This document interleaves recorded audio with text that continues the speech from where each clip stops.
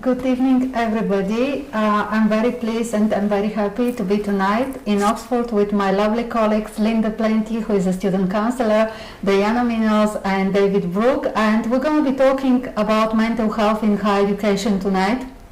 And we're going to discuss all the issues regarding the topic. All of us, we believe it's really important for you all actually to deliver that event which is having such a big social impact, especially nowadays, rather than just to be talking about things which are generally passionate, like fashion, traveling, or how to start a business. I'm going to give actually my word to Linda Plenty, who is a student counsellor, and I believe she has a lot to say to you. Thank you very much, Alex. Good evening, everyone. Yes, I'm Linda Plenty. I'm the student counsellor at Oxford Business College, and as a student counsellor, I'm aware of the huge pressures that each of our students are under, particularly at the moment. We have the normal day-to-day pressures of being a student. We have deadlines to meet. We have workloads to keep up with. We have relationships with our classmates to concern ourselves with. Beyond all of that, at the moment, we are in the weirdest, strangest time of all, where we have come to another country in many cases to study and to be part of a new community and have a new life. But that community has been made very, very narrow and in some cases entirely unavailable to us. That is a problem for many. That is a problem whereby we're not able to engage with people and to form friendships. That isolation may cause mental health issues, depression, anxiety. Where we would normally discuss things with colleagues and friends, we're not able to do that in immediate ways.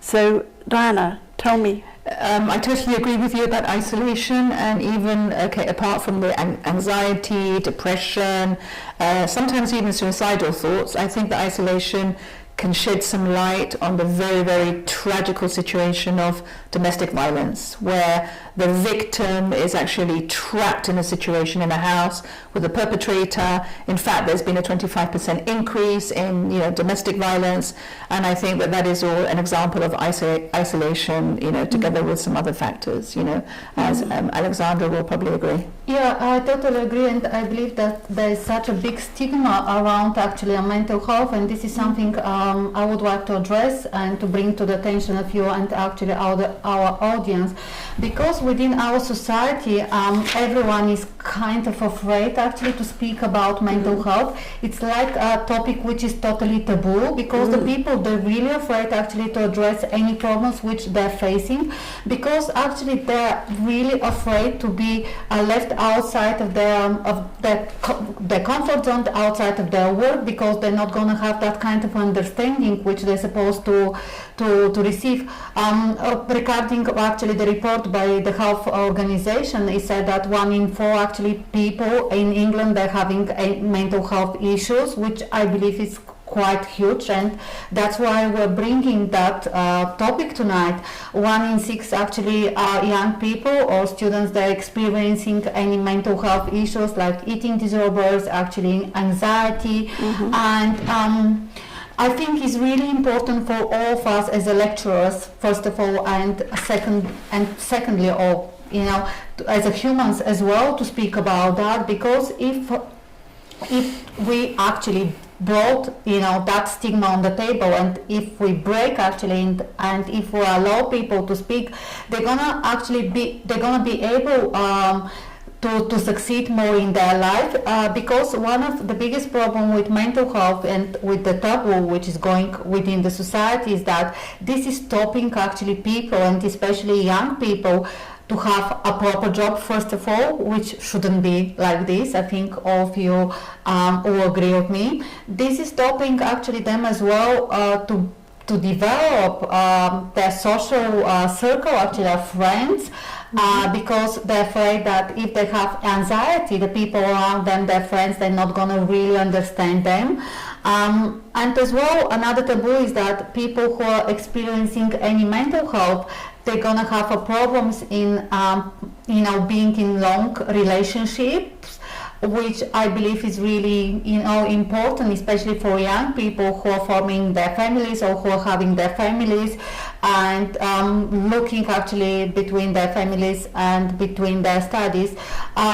So in my opinion, actually, if anyone who is watching us is afraid actually to speak about that, I'm gonna encourage. Yes, I'm gonna encourage. Find your friend, find even a lecturer, find a mentor within each one of us and all of other colleagues who are not, unfortunately, who are not actually being able to be here because of the social distance. We have to remain quite a few, and they're gonna really help you. Don't feel that nobody is actually understanding you. Find a way, speak with Linda. She's everything which you're gonna share with her is gonna be quite private, and I think David is having a lot to say about the importance of actually well-being and the importance of happy environment, especially in a workplace.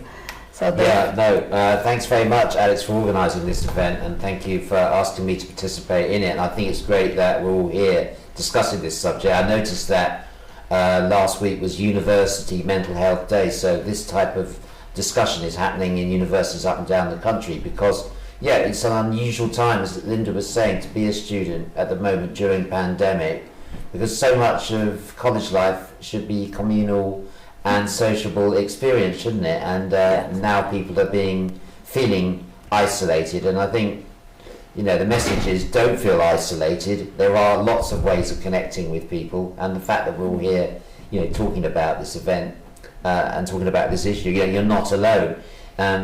Academia at its best should be a collaborative thing, shouldn't it? And there are still ways to do that, whether it's setting up your WhatsApp groups or opening up Zoom sessions just for social activities. I think we're all interested in finding ways to help that, because mental health, like physical health, isn't it? It's just as important for well-being, and your mind is the most precious asset you've got. So it's not just a female thing, it's very much a male thing. I think I'm the token male here this evening, because we know that a lot of men suffer from this and don't necessarily want to talk about it. We all suffer from it. No one, I don't think I have never met anyone who hasn't had periods of feeling low. And so what can we do to combat it and to stay positive? And I'm no expert. Linda's more of an expert on the subject and is very, very good at what she does in terms of a counsellor. So I'm an amateur at this subject, but I would like to suggest a couple of things that perhaps might be of help to people, I guess. And starting off with, I think the start of the day is very important. I think if you start the day in the right way, it has impact on the rest of the day. And I'm quite old school in that I like to get like a structure to a day, especially at the moment. And things like, I don't know, keep having a to-do list, having a diary or planner, and just sort of making sure that you're ticking things off. Because I think the tendency when people are on their own is to start thinking that the academic side of everything is just too much to take on. Whereas if you can break things down into bits, what's the phrase? Every journey starts with a small step. With a single step. And starts with a single step. And I think breaking tasks down and ticking them off, can still give you the feeling of making progress, even if you feel that the rest of life is stagnating. So I think keeping a sense of progress about things is important. So there's a lot of negativity around in the media, so you have to try and blank that out and stay positive. It's an easy thing to say, and I think all of us are kind of going to share our experiences of what we can do to stay positive and stay in the moment. What's that word? Catastrophizing. Oh, yeah. Just about said it. A lot of people can feel that life is going badly wrong, or our studies are going wrong. But actually, if you take a step back and appreciate that just by studying and by being here at the college and participating, you're already, doing a fantastic thing. And rather than thinking everything is so important, break tasks down, one small step at a time. And the other thing I was going to say was about when you're clear about what you're doing, I think it makes it easier to get other people on board around you, and it's a collaborative process.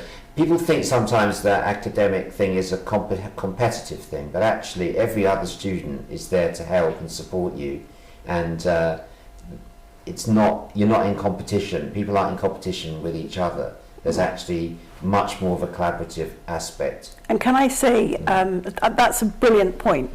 And can I just add to that, that I think it's the onus is on us as tutors to foster that support within the classroom, whether it's on Zoom or whether it's actually in a physical classroom, to foster that relationship, to help them to become a cohesive, helpful, mutually supportive and mutually motivating group. It is possible to do just by showing them the way, just by being an enthusiastic, motivated leader, to show them how to motivate one another. And I think, for example, COVID, we all agree, has been a terrible thing to happen, to experience, but I think it's a positive thing about COVID is that it has shed light on this taboo subject, which is mental health. Yes. And it has accentuated those who had pre-existing conditions, but it has also triggered new conditions. There have been unfortunately, many deaths. There have been a lot of, financial losses. Economies worldwide have been crippled. But I think it has shed light on mental health, which I think is a good point. And it has also, made us respect solidarity more. There have been more examples of solidarity. People have come out to help each other, because sometimes we forget about human values, and we just go on living and breathing, but we're not actually very compassionate because we forget about compassion. And I think that this has been a time now to be more compassionate, as Linda says, as David says, to help one another, to come together, to experience and to share all these feelings of negativity and so on. That's very important. Yeah. Absolutely. Yeah. And for what Diana actually said, and David as well, maybe it's going to be good actually to say to our audience how we're starting our days actually. Maybe this is going to bring, some tips to them as well, and this is how they could improve actually their day for the future. What do you think? For example, what actually is making me feel myself very, very happy very early in the morning is having my single espresso, and after that making my bed actually. So this is really putting out the spirit for the day. So I don't like actually living at home actually with a bed which is quite messy. I really like to put my bed to make my bed. So I think this is a small bit. Somehow people, they expect actually such big things to be happening around them, but it's all about small bits which they're gonna bring value and which they're gonna improve actually our mental health, because I don't want to say your mental health, because it's our mental health as well, and we're part of this process. Even if you're struggling actually sometimes with staying concentrated, being online, we're sometimes struggling as well actually being in front of our computers for much longer even sometimes, because we have to teach, we have to mark, we have to go through the emails, and setting your day actually with something which is bringing a positivity and bringing a smile on your face is such a good thing. How do you like actually, Diana, to start your day? But I think that we still have to be thankful, because my worry, we were talking about students, and for example in my case I have a teenager, but they're resilient and they're going to forget about this, and they're going to grow up and be adults and be busy with their working lives. But I'm actually thinking about the frontline staff who have seen and have smelt death for so many months. That's post-traumatic effect, and that's more difficult to cure. A child, especially a teenager, they just get on with life. They're resilient, they're stronger, let's say, than we are. We understand also that it's not the first time that the world has been struck by a virus. It's not the last time either. So for us, we're more understanding. But these poor people, that had to see this, because we see it on TV or we hear about it, but we don't see it with our eyes. We don't see a person dying or a person's last breath. We don't see, the machine being switched off. And I think that must have a tremendous effect on anybody's health. It's good to reflect on that. Awful. You're right, Diana, we are the lucky ones. We are lucky. We're not on the front line, and as in education, it's actually a good time to be in education at the Yeah. moment. It's Yeah, not a it is, great yes. time to be working. Yeah. It's a great time to be studying. Yes, and it's absolutely. great. You know, we are lucky also to be in a very supportive, collaborative environment. You know, in fact, I think Oxford Business College, I'd say, having worked at a lot of other places, is very special in that regard. Yeah. And therefore, you know, there is support. It's Yes. not what we call a toxic Yeah. or stressful No. environment, which we find in so many other organisations and businesses. So I think, one way of staying positive is to reflect on how lucky we are to actually be here, and Yes. for if you're studying, to actually think, this is a great, unique experience, time in your life where you can explore and delight in actually the academic process. We're not on front line, we're not having the issues that Diana's talking about that we have to deal with. So we are lucky, and we should appreciate that, acknowledge it. Absolutely. I think we all are very privileged to be able to watch the students develop and to be part of that development academically, you know, to be able to support them and to give something to them, you know, so that they can take that something out into the world, that education, that learning, that enjoyment of learning. But doing it at the moment, I think, coming back to the matter of mental health, it's just a particular kind of challenge that we have to help with, that we have to support them through at the moment. But it's not an insurmountable challenge. We're all perfectly able to do that, and the students with the right support will come through it. I always tell them that they are actually part of history. Yeah. This is the first time that there has been, you know, education has been 100% online, that they are, you know, they are creating history. Yeah. We're also creating history, and that, you know, their grandchildren will look back and say, oh, my grandparents were the first people, you know, who were studying online. So that's sort of, you know, I mean, I think that they, you know, this makes them feel good. Yes, and I'm it very does. happy to share that experience with them, you know. Yes, and it with gives them you a as well. positive aspect, Yeah, I think. exactly. Yeah. You have to look at the positive side. I think there's plenty of positive aspects about learning and teaching through Zoom and Teams and these other devices. Imagine if this had happened 10 years ago. We would have been really struggling. I know there are issues of access and bandwidth, and some students not having the right, you know, laptops and data and all that. But generally, I know the college has helped people who had problems on that score. Providing also, you know, laptops and devices and so on. Yeah. But, you know, it's been, for me, it has been an enjoyable experience teaching through Zoom, and I know a lot of students have enjoyed it too. Yeah, And some of them it's- prefer it. Those that have to travel a long way do prefer Yeah. it, definitely. Travelling, Yeah. I think that the future looks very exciting because, you know, will we be able to offer this new historical online blended with offline, or this is quite a challenge for us now as teachers. It's a new product, basically, isn't it? It's But a new how product. we can prepare actually the students, Diana, maybe you can say about post-pandemic actually, how the students they could... Well, they were very happy to hear the other day that we're not coming back till September because, you know, they've got into the kind of routine of just being at home. But I think that, you know, who knows?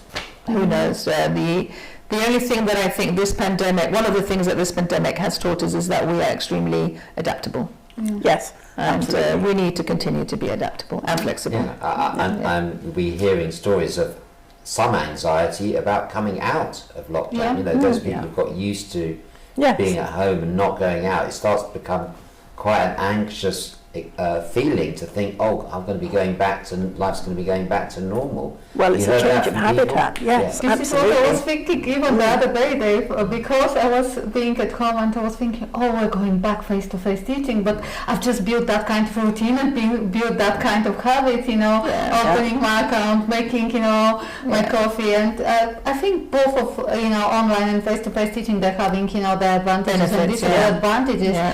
And what I believe actually all of us, and especially our students, they should take is actually try to socialize, try to make a friends, try to engage with us even if we're online. Yeah.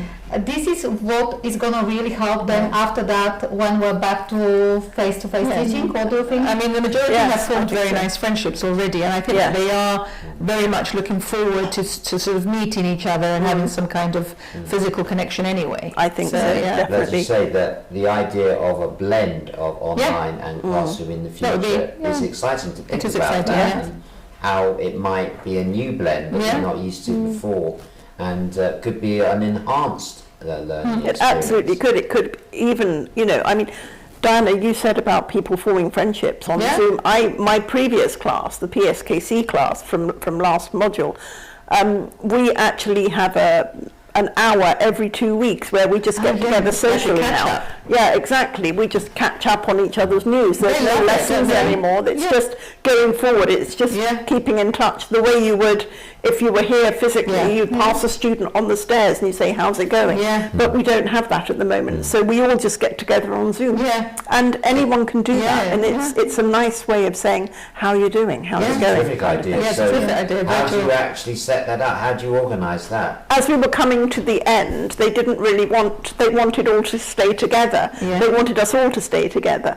So that wasn't able to happen. We weren't able to have that. So the next best thing was to say, look, we can't do that, but we can all get together whatever modules you're doing next, come back together on a Monday every other week, and we have an hour together. Very good. That's wonderful. Yeah, I do that with some of my students, Yeah. not the entire Yeah. class, because some are quite happy to go on to another lecture Oh, yeah. or whatever. But a lot of them want to carry on being in touch with you, which Yes. is what you say. Yeah. Exactly. And I do talk to them, and we have great Yeah. time. Yeah. we just talk about different aspects and. I don't, as you say, not everyone would want to do it, but Yeah. make it a sort of open arena. Yeah. Come Yeah. if you'd like to, and they do. Yeah, I That's think lovely. most people are happy to get away from me, but you might- Come on, Vicky, that's not believe true. I don't believe either. I don't think that's believe true. either. No. At all. So, but Linda, how the students actually who are not having that lovely experience, you being the lecturer, can reach you? You can actually discuss that one as well. How the students they could come to you if they have any mental issues. They want to come and see me. The first thing to do is email me, because Yeah. we will do it on Zoom, but email me initially, and then I can set up a time with them that is mutually convenient, Yeah. so they're not being rushed if I'm in between classes, and they're not feeling that they're not getting enough time. So we can set it up, and it's just a one-to-one, me and the other person on Zoom, entirely confidential, completely confidential. I think maybe it's a good idea that you enter each of the groups and introduce yourself, and they get to meet you, and you exchange your contact details. I think that might be a good idea, instead That's of a just very good knowing idea. who you are, but just like hearing you, and because the minute that you hear somebody's voice, you feel that connection. Or Exactly, and that is that would going be to good. happen over the next 2 weekends. Yes, I think that's good. So yeah, that I will mean, happen. There will be people who don't want to talk, not just to you. I mean, to you or to In anyone. general. What's the best advice you can give students who want to, if you like, take steps within themselves to feel a bit more positive? Are there any tips that you can pass on? If there's nothing like, in terms of speaking that they want to do, they want to sort of hold on to themselves, as it were, and take care of themselves, I think going out for a short walk every day, just being outside of your normal habitat every day, seeing another face, even if you don't speak to that face, but if you can bring yourself to just say hello to somebody in the street, that will lift you. That person will say hello, they will smile at you. It's a tiny, tiny thing, but it can make an enormous difference. And just go out and buy some food that you like. Cook something nice for yourself. Be a little self-indulgent. Be kind to yourself. So you're saying, like, appreciate the small pleasures? Yes, absolutely, absolutely. The very small things. Because right now, I think we've kind of gone back to basics. And I think I've stolen that phrase from somewhere, I can't think where. But we have gone very much back to basics. We're looking at things that are important. The smallest thing is important. The smallest gesture. The smallest time given to ourselves, the smallest reward that we give ourselves for just having had a bit of a stressful day. I or think it's something. important also to reflect on achievements and what people have done. It's the fact that if any student is still on the course, is doing well, Yes. they've stayed the course, many have dropped out. People who are still on the course and doing well, you should reflect on your achievement and having got to that point. As you say, Absolutely. and then take pleasure in the small things, whether it's music, or whether it's going for a walk or whatever. Yeah. End of every day, think about what's made you happy that day. Yes, And not exactly. get into a rut or into a pattern of negative thinking. But do you agree about the start of the day point, Alex? Absolutely, Yeah. absolutely. How do you like to start your day? Well, I'm not very good at practicing what I preach, but Yeah. coffee, Yeah. croissant. How do you like because the students actually, Dave is teaching mostly level 4, so our organizational behavior and marketing and career viewpoint. So guys, once we're back face-to-face teaching, listen now, take a note how Dave, he likes his coffee. Music to start the day. Oh, I was just going to say that. Yes, coffee or Music with a coffee or a tea. Yeah. Yes, You what is can't your start coffee your day order? without music. My coffee would be, I have invested in a decent coffee machine during lockdown. That's good. I didn't go for the home gym, as you can tell, Yeah. but I did go for the coffee machine, and that's a good investment.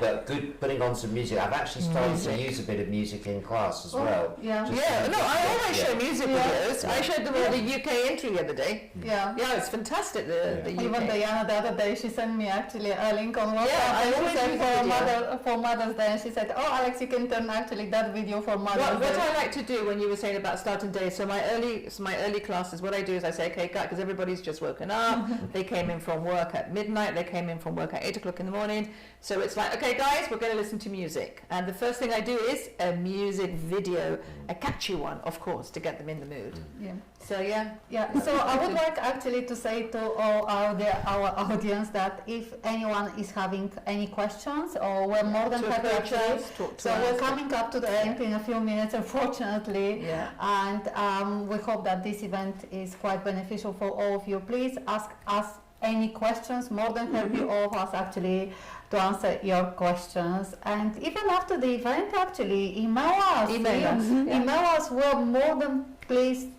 to respond to you and to bring, if even ourselves were not able to answer your questions, actually to bring the issue to the right person. Let me ask Absolutely. a question to you. If there's one thing to take, one piece of advice to take from this event, what would it be? You know, what would you say if you had one piece of advice for students who are listening to this or watching this? Myself, I'm gonna say that you shouldn't be afraid actually to communicate, even if this is online. Put your voice. Take that kind of opportunity to know the people around you. You're using actually date websites to find your partner. Why not actually bringing that one and use actually the online teaching to develop a good relationship with your mates, with your lecturers? So it's nothing different actually. Use that kind of opportunity that you can actually even switch off your camera and still communicate. So Yeah. this is what I'm gonna say. Be brave. Yes, And also absolutely. important to transmit the message that you're not alone. Yes. Absolutely not. You're not alone. No. We are here, and everybody Yeah. else in the college is very much here Yeah, to help. I mean, I think to answer my own question, I'm thinking about what's the most important thing, and there is that phrase, be kind to yourself. Yeah, be kind. Don't be Absolutely. too hard on yourself, because you are coping with a difficult situation, you're making progress, that's a great thing. Yeah, Yeah. And don't beat yourself up. absolutely, because nobody, as Diana said earlier, nobody's done this before. No, so None of us couple have done this questions. before. We're having guys a couple of questions. Thank you, David. So Henok Moss actually quoted from David.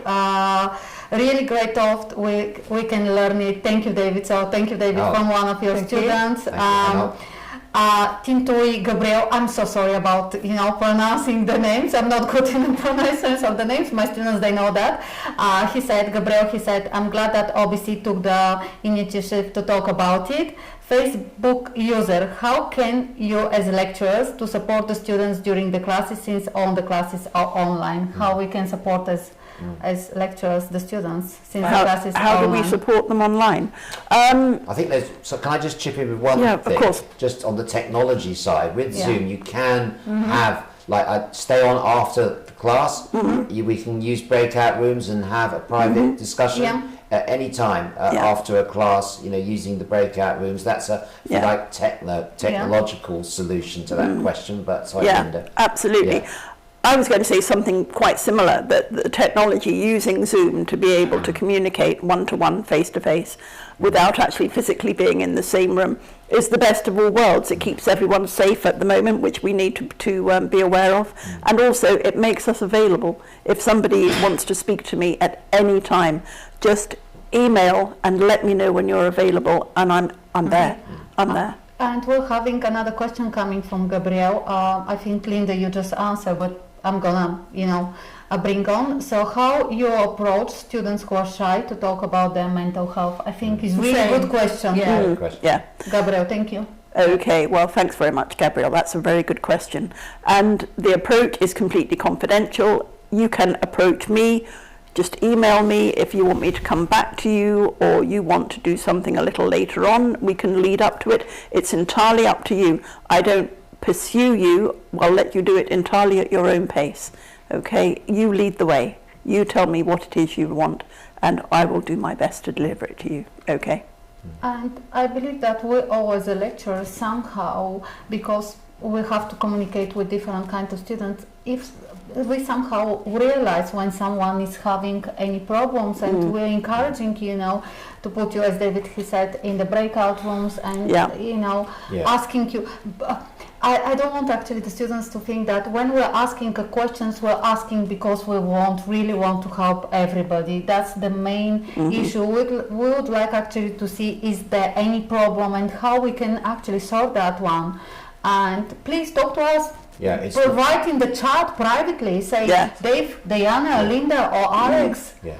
It's no longer a taboo subject. Yes. No. I don't know anyone that hasn't had feelings of being low at some point. Absolutely. I've had highs and lows, everyone I'm sure here has. And I think the act, what I would say to someone who's very shy about this, is the act of talking and communicating is really helpful. Yeah. Even if it's just to tell someone how they're, tell someone else how you're feeling. And Linda's brilliant at listening and guiding, and so I would say to someone who feels shy about talking about it, it's worth talking about it, because that way, it's like when you go and, it's like in people in New York who spend thousands of pounds on therapists. They do it for a reason. Yes. That even though they're just talking through their issues, and Linda, you don't charge thousands of pounds. Not yet, but it could. It's an entirely free service. So guys, you're lucky. I think one thing I should say is that having written that message is a very empowering thing. To be able to say, you know, I'm gonna write this, I'm gonna actually communicate what I feel, and I'm gonna do it via social media or by whatever means. It's very empowering. It means that even though you're shy, even though you don't want to come forward, you feel slightly intimidated, you're doing something about it. That's a massively important thing. Absolutely. I look at people from all walks of society now, sports people you'd never have associated with feeling low, they're coming forward and talking about it. Footballers, cricketers, absolutely. Rugby players, for heaven's sake. Even rugby players. I'm Welsh, I mean rugby players, come on. So we're coming actually a few more minutes, 4 more minutes actually until this event. Guys, if you have any questions, please ask us. We're more than happy actually to talk. But most importantly, I believe my colleagues, they're going to agree with me, communicate with us. Absolutely. Yeah? Communicate. It's the most important word. Yeah, and the fact that we're all here, you know, risking life and limb to come into the college, taking our masks off even, is because we think we recognise it's a really important issue, and I think every university college up and down the country is recognising this as a big issue. So anyone who's feeling low, you're not the only one. No. Lots of people are like that. So the way to get out of that circle is to start talking about it and communicating. Absolutely, and not just for yourself, but for your fellow students as well. Because if you're brave enough, they will be. Yeah, you can be like a role model. Yeah, absolutely. Yeah, I believe we can come to the end with that one, being actually each one of us to try to be a role model for the people around himself or herself. What do you think about? And where actually we can be the best example actually to our kids, to our students, to our community as well. Yes. And we can lead by this one rather than, you know, being obsessed with celebrity and celebrity life, but trying actually to be, you know, who we are and to